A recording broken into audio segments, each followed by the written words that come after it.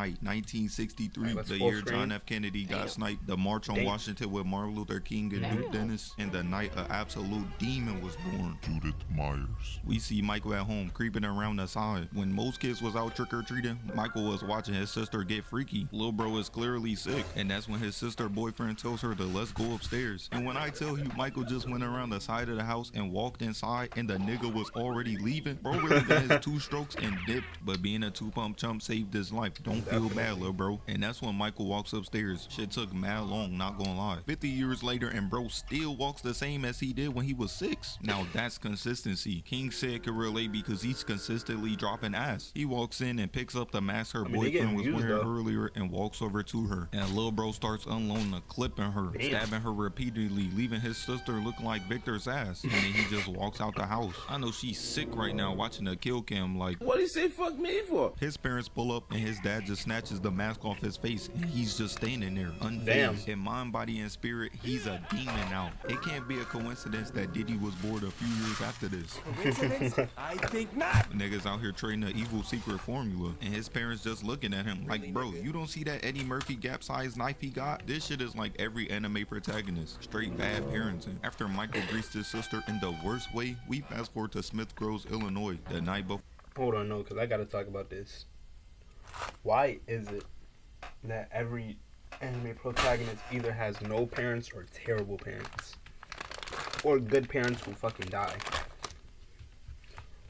It just don't make no sense.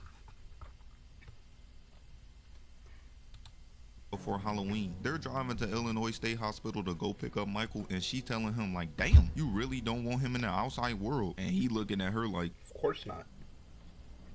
Man, what the fuck is you talking about? What the fuck was that? I'm sorry, because he's been face to face with that demon before. Bro even decided at the age of 13 he had to go because when they pull up they see Fousey Tube and a bunch of patients walking around, and this can only mean one thing, that everybody in that hole is requesting Billie Jean up next. They pull up to the gate and he gets out, and that's when Michael starts crawling on top of the car, and her Floyd Mayweather type brain cells decides, let's just roll the windows down so I can get a better look.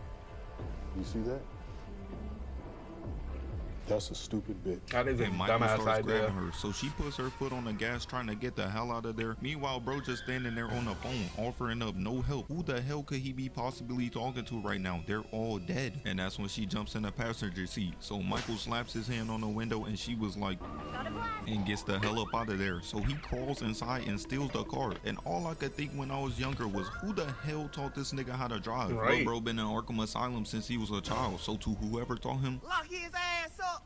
Lock his ass up. bro was definitely in on it. After this, we Had cut to to be. Lloyd Strode, and ironically, her parents are the new owners of the old Myers place. She's a way better child than me. Knowing what he did now, there is no way in hell I'm going there. She drops off the keys, and when she's walking away, Michael appears in the background staring outside. And at that moment, he decided that he was gonna start an eternal beef with her. And as Lil Bro leaves and she starts walking away, he appears behind her, breathing hard as hell. You don't hear this big ass man behind you? I be turning Right. around quick as hell whenever somebody's behind me. Diddy's in jail and I'm still paranoid. Can't get caught lacking at 5 nights at Diddy's. After this, we fast forward to a place where you would never catch Floyd Mayweather at because Lori is in class and she looks out the window to see a straight Floyd just caught the meanest straight for no reason. No reason at all. That is despicable. demon looking at her from across the street, and she puts her head down thinking, oh, maybe I'm just seeing things, and looks back up, but he's still standing there staring dead at her. And this is why I'm happy to be a fellow non-swimmer, because I would have been in that whole like, boy, get your dumb ass out of here before you get jumped. but after she answers the question, she looks up and sees the car and Michael gone. Like, Damn. bro. You don't find that suspicious?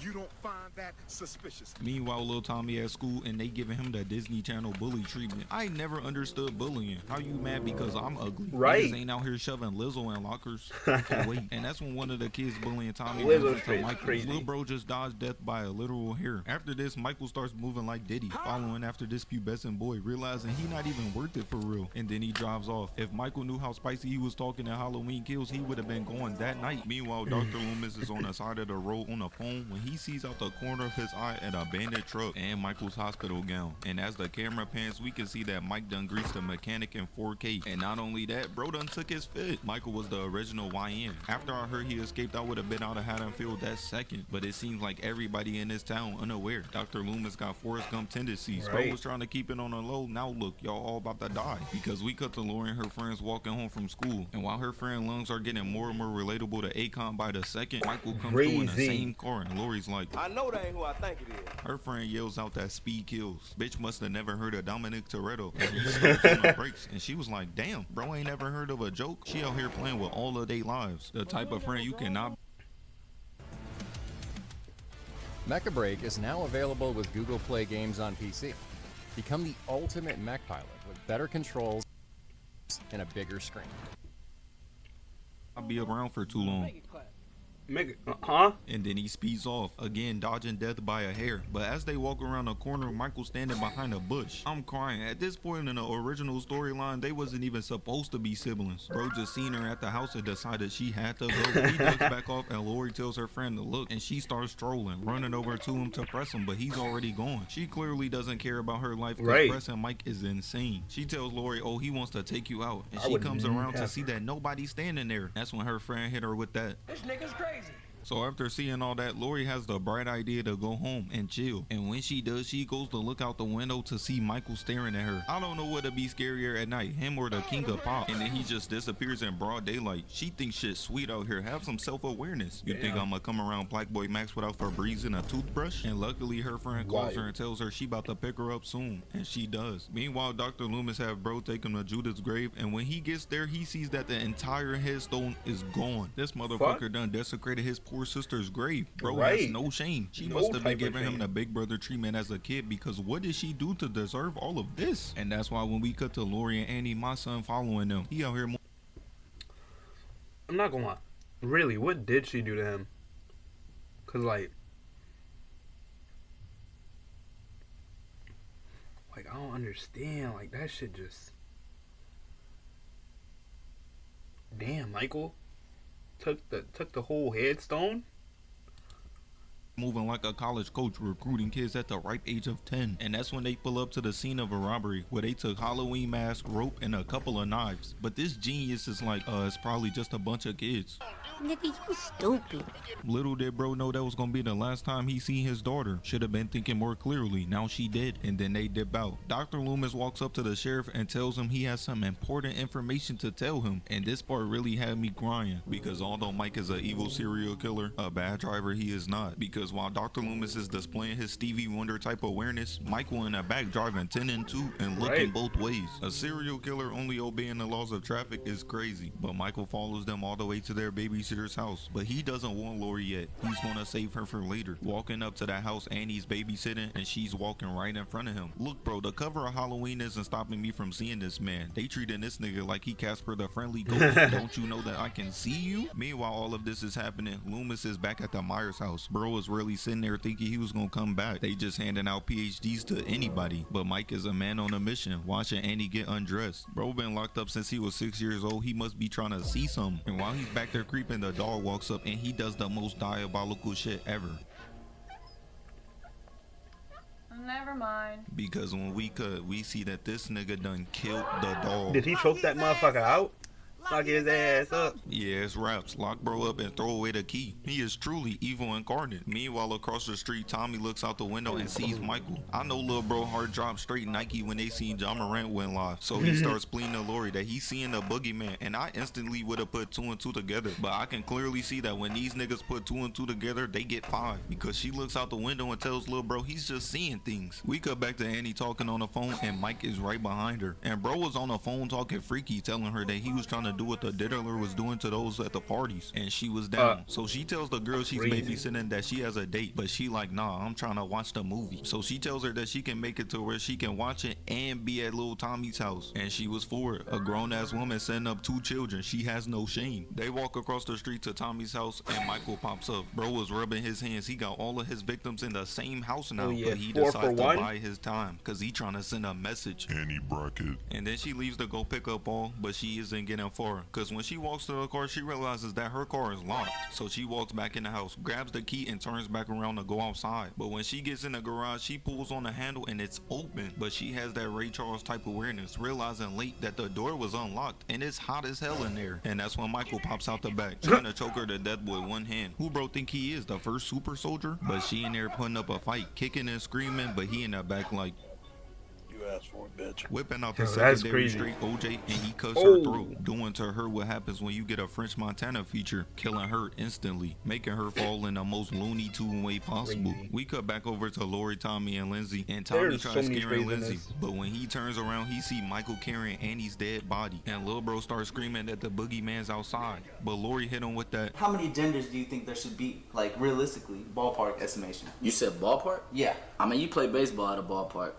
You know what I'm saying? Hey, you play inside, might break a window. Straight up gaslighting Lil Bro. And Michael ain't standing for all that snitching. Bro waited 40 years for his get back. He is insane. Meanwhile, this is happening. Linda and Bob start talking about how they gonna sneak past Lindsay and how they gonna rip each other clothes off. And then he says this. Then we rip Lindsay's clothes off. And I was like, hold up, I know I'm not tripping. What? Ain't that the little girl? This is a sick Negro. I could have went my entire life without hearing that. Fuck Right. Michael, put this nigga in a supermax prison ASAP. They go in the house running straight to their deaths. And while they on the couch getting freaky, Michael in the back camping. He the type of guy to be like, I'm not even camping for real, but posted up like these. After this spawn camper got done giving her the best 2 strokes of her life, he goes to get her a beer. Keep in mind, these are high schoolers drinking beer and smoking cigarettes. These boys wasn't making it past 20 anyways. Bob Sims.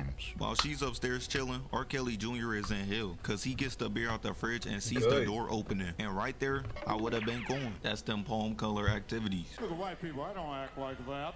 He walks over trying to scope out the scenery, calling out for Annie, but my boy, she's already gone. He starts rummaging around looking for somebody that he thinks is trying to scare him, and he opens the wrong door because Michael pops out, strangling him Oh, against damn. the wall and lifts his ass off the ground, got his feet dangling like the Shea Frost on any chair. And then he pulls out the secondary again, stabbing him in the chest, hanging him on the wall like a damn coat rack, and bro just steps back, admiring his kill. This nigga is crazy. I don't know what I expected from a person who literally gutted a dog and ate it and left it for Dr. Yeah, I'm not gonna lie. Doing that is nasty work. Doing, like, stepping back to admire your kill is wild. Dr. Loomis to find. He is a sick individual. Linda Bond, Very KKK member. While Shorty upstairs chilling, Michael comes in with bro's glasses and a damn sheet on. A killer with a sense of humor. This is sick work. She starts flirting with him, but he just standing there. The type of nigga you cannot take on a 2-man because he'll be scaring the hoes away. She starts getting mad because he's not answering her and goes to call Lori. So Mike creeps up behind her and he starts strangling her with the phone cord while Lori on the other line. She on the other line thinking it's Andy getting clapped, so she hangs up. But she starts getting worried, thinking, damn, maybe Lil Bro is right, and decides to go over there. And when she walks upstairs and goes into the room, she sees Annie stretched out on a bed in the Nah. Caleb City pose, while Mike has his entire sister head sewn over her head, mimicking her death. And she shook. She can't believe her best friend got the Tupac meet and greet in 4K. And as she backs up, Drake starts swinging back and forth behind her. So she runs and hides in the that's corner, crazy. and the cabinet opens up, and Linda tucked in there, looking up at the queen. Psych!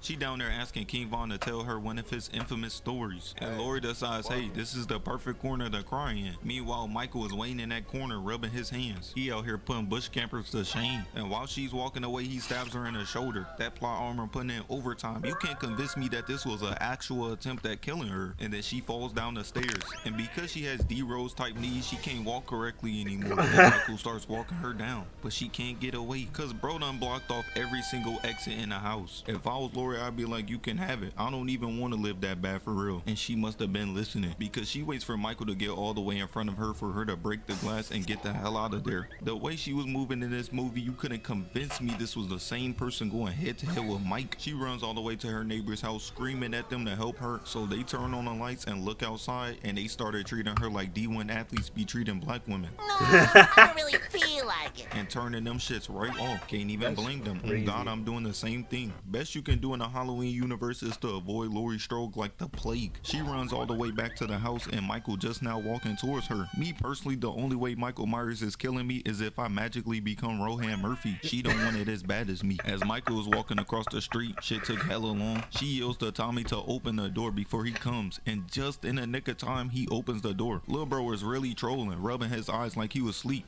Game recognized game. I used to do the same shit as a kid. She tells Lil bro to go upstairs. And not only does Michael have immortality, durability, and super strength, but this nigga is also a walking EMP because somehow he turns off all the cell towers. And she finally realizing that, damn, this nigga OP. As she looks out the window realizing that he's in the house and decides, fuck it, I'ma just lay on the floor. And clearly this entire cast has some Forrest Gump tendencies. I remember being 12 watching this like, You niggas is just retarded. and that's when she grabs some shit my granny would use looking around to catch him lacking, and she does. Turning around, stabbing him in the neck, got my son glitching, and then he just drops. This is sick work. She got my goat in the Caleb City post again, and she takes a big sigh of relief and just chills on the couch. My son get around Lori and turn into a straight scrub. This is like getting a feature from fucking French Montana. Prepare for that shit to go certified paper plate. Lori goes upstairs to tell Tommy and Lizzie that there's nothing to be scared of because she killed him, and he looking at her type crazy, telling her you can't kill the boogeyman. And Lori looking at Lil bro like, Check him out, y'all. He dick riding. Look, he got the dick all in his mouth. Look. and she turns around to see that Lil bro was not lying as she puts them in the bathroom. Hold on. All in his mouth. Look. And that Lil bro like, Check him out, y'all. He dick riding. Look, he got the dick all in his mouth. Look. How the fuck you waving towards the camera? and she turns around to see that Lil bro was not lying as she puts them in the bathroom, and while she's scrambling around trying to find a room to hide in, Mike just walking them down. They had to nerf bro somehow. He got immortality, durability, and super strength. They had to give him raw wave type speed too, and that's when she hides in a closet, tying a rope around the doorknob like that's gonna keep him out. Is everybody in this universe suffering from Shamar type tendencies? He walks in the room and walks straight to the closet. Fuck, they give him echolocation too, and he punches his hand through, and Lori decides it's the perfect time to make him more and more relatable to Fetty Wap, grabbing a hanger, making a knife out of it, and while he looking around in a closet, poking him in the eye. So he drops the knife, and she picks it up, stabbing him in the chest with it, laying my boy out for the third time today. And while he's on the ground, she walks over to the bathroom and tells the kids to run, while she just stays there chilling. I know a crackhead around the corner who has more self-awareness. This is wild. And that's when Michael rises in the background. I'm crying. This nigga think he the Undertaker. The kids run outside yelling and screaming, and Dr. Loomis, who was camping at the Myers house for no reason, knows Mike is in there causing mayhem. Meanwhile, Lori gets up and Mike gets up right behind her. My son got Sneak 100 on lock. I ain't seen a nigga this OP since Chris Brown. Broken, sing, dance, play basketball, box, and he starts walking her down. And clearly she has some Helen Keller type tendencies because she can't hear it. I'm not gonna lie. That sing, dance, and box, play basketball and box is wild.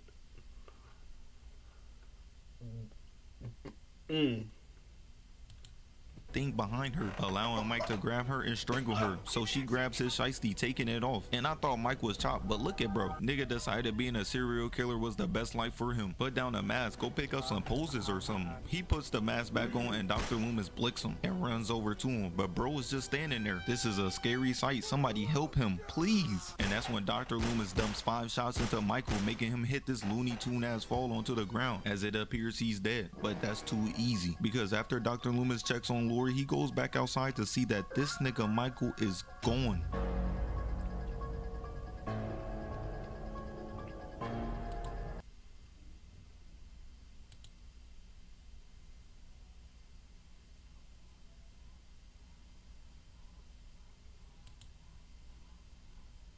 I'm not gonna lie, that's crazy.